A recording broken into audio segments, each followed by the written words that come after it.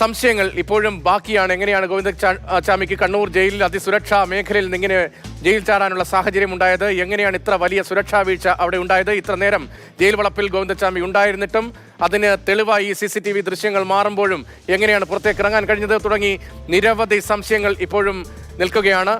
CK വിജയനാണ് ഈ വളരെ പ്രധാനപ്പെട്ട ദൃശ്യങ്ങൾ പ്രേക്ഷകരിലേക്ക് എത്തിയ. വിജയൻ, ഈ CCTV ദൃശ്യങ്ങൾ ദീർഘമായുള്ള ദൃശ്യമാണ്. അതിന്റെ പ്രധാനപ്പെട്ട ഭാഗങ്ങളാണല്ലോ നമ്മൾ പ്രേക്ഷകരിലേക്ക് എത്തിക്കുന്നത്. ഏറെ നേരം ജയിൽ വളപ്പിൽ ഇയാൾ ഉണ്ടായിരുന്നു, അന്ന് മഴയായിരുന്നു, അതുകൊണ്ട് ശബ്ദമൊന്നും കേട്ടില്ല എന്ന തരത്തിലൊക്കെ വളരെ ബാലിശമായ വാദങ്ങളൊക്കെ ഈ ജയിൽ ചാട്ടത്തിന് ശേഷം നമ്മൾ കേട്ടതാണ്.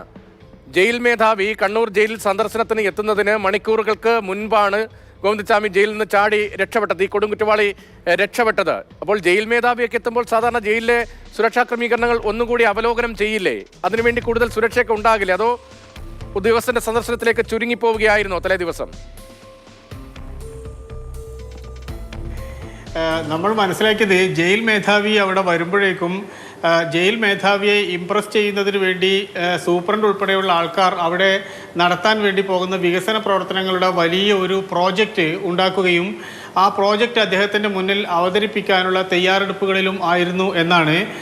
അവിടെ അത്തരത്തിലുള്ള പ്രൊജക്റ്റുകൾ, പ്രത്യേകിച്ച് ഈ പച്ചക്കറി ഉൽപ്പാദനം, അങ്ങനെയുള്ള പല പല കാര്യങ്ങളെക്കുറിച്ചും അവിടെ പ്രൊജക്റ്റുകൾ നടക്കുന്നുണ്ട്. ആ പ്രൊജക്റ്റുകളാണ് ആ കണ്ണൂർ സെൻട്രൽ ജയിലിനെ കുറിച്ച് വരുന്ന ഏറ്റവും പ്രധാനപ്പെട്ട വാർത്തകളെല്ലാം തന്നെ. അതുകൊണ്ട് ബൽറാം കുമാർ ഉപാധ്യായ എന്ന ജയിൽ DGP വരുമ്പോൾ അദ്ദേഹത്തിൻ്റെ മുന്നിൽ പ്രസൻറ്റ് ചെയ്യുന്നതിന് വേണ്ടി അത്തരത്തിലുള്ളൊരു പ്രൊജക്റ്റ് ഉണ്ടാക്കുന്നതിൻ്റെ തിരക്കിലായിരുന്നു പ്രധാനപ്പെട്ട ഉദ്യോഗസ്ഥന്മാരെല്ലാം എന്നാണ് അവിടെ നിന്ന് ജയിലിൻ്റെ അകത്തു നിന്ന് തന്നെ നമ്മളോട് പറഞ്ഞ വിവരങ്ങൾ.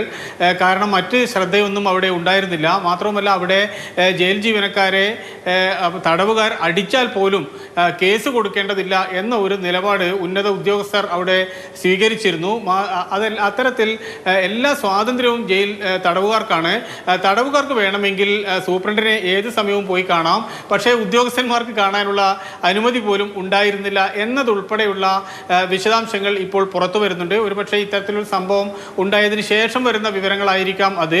ഏതായാലും ജയിൽ DGP അവിടെ വരുന്നതിൻ്റെ ഭാഗമായി ഏതെങ്കിലും രീതിയിലുള്ള സുരക്ഷ വർദ്ധിപ്പിച്ചതോ അവിടുത്തെ മറ്റു കാര്യങ്ങളെല്ലാം തന്നെ ശരിയാക്കി എടുത്തതോ അങ്ങനെയുള്ള ഒരുക്കങ്ങൾ നടത്തിയതോ ഒന്നും തന്നെ അവിടെ ഉണ്ടായിട്ടില്ല. നമുക്ക് നേരത്തെ അറിയാം, ഋഷിരാജ് സിംഗ് ജയിൽ മേധാവിയായിരിക്കുന്ന സമയത്ത് ഒരു ദിവസം പുലർച്ചെ 4 മണിയോടുകൂടി കണ്ണൂർ സെൻട്രൽ ജയിലിൽ വരികയും റെയ്ഡ് നടത്തുകയും അതിനുശേഷം അദ്ദേഹം തിരിച്ചു പോവുകയും ചെയ്തിട്ടുണ്ട്.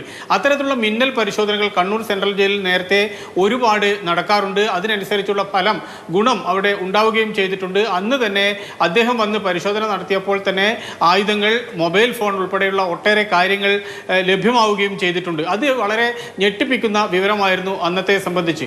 ഒരുപക്ഷെ ആ രീതിയിൽ ഏതെങ്കിലും ഒരു പരിശോധന, മോക്ക് പരിശോധനകൾ, അത്തരത്തിലുള്ള റിഹേഴ്സലുകൾ അങ്ങനെ വല്ലതും നടന്നിരുന്നു എങ്കിൽ ഇത്തരത്തിൽ ഒരു അപമാനം ഒരുപക്ഷെ കണ്ണൂർ സെൻട്രൽ ജയിലിന് ഉണ്ടാകുമായിരുന്നില്ല.